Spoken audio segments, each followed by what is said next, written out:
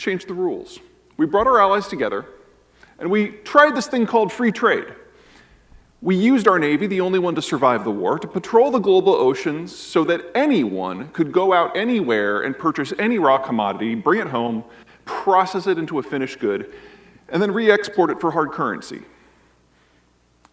There was just one catch.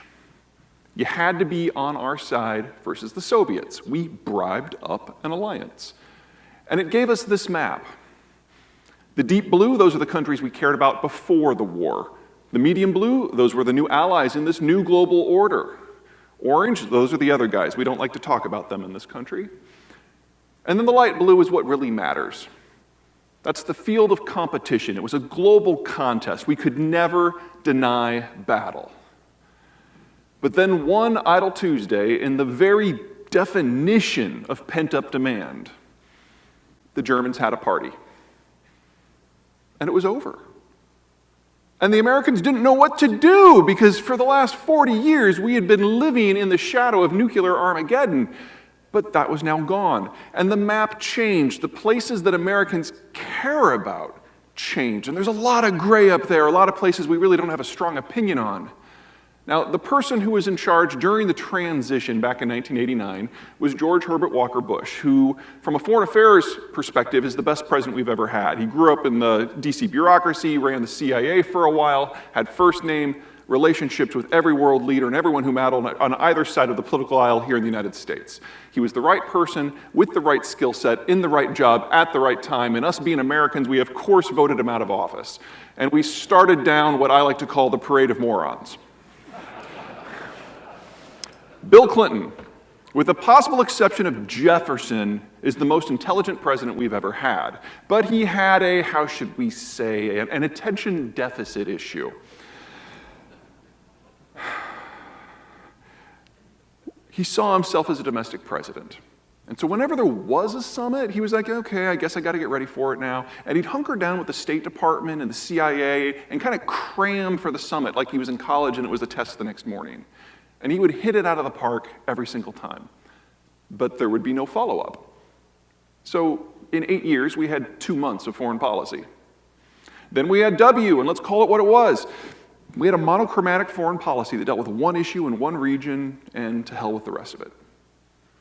Barack Obama comes along, and Barack Obama was an interesting cat. In his final year as president, he gave a series of multi-hour kind of exit interviews with the media where he demonstrated a command of the context that I have never seen an elected leader ever. Why the technologies for green power as they exist just don't work. Why the Israeli-Palestinian process will never generate peace. Why the Russians do what they do. But he had a weird personality quirk. He loathed people. No American president has ever had fewer meetings with their cabinet secretaries or gone to Capitol Hill than Barack Obama. Well, with the exception of Harrison, who died like 3 weeks on the job from pneumonia. Obama beats him, but nobody else. So for 8 years, we didn't have a foreign policy, and the world got strange. Because we were still providing all of the strategic bulwark that allowed the world to function, that allowed free trade to exist, but we weren't getting anything on the security side back. And a series of countries that had never been significant economic powers ever rose to prominence. Places like South Africa and Brazil and South Korea and Poland and India and Russia and, of course, China. The glory, the horror of Donald Trump is at its core, he's got a really good point. Strategically, the global order is no longer serving American interests. But economically, it was never supposed to.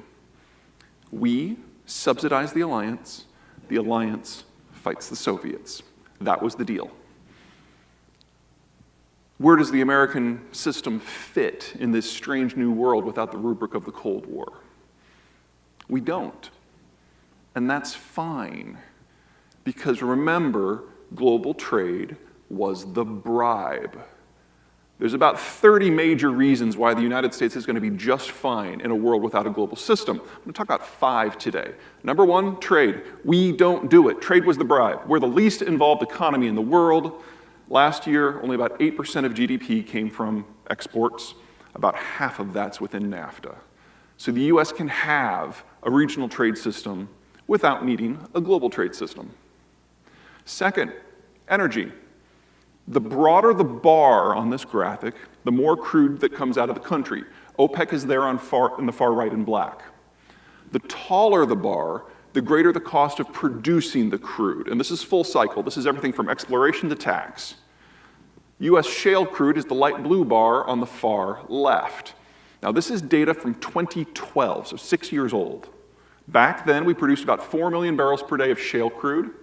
It was important, it was strategically significant, but it really wasn't a game changer, and it was pricey. Since then, we've had breakthroughs in things like water management and seismic and drilling, and here's where we were as of 3 weeks ago.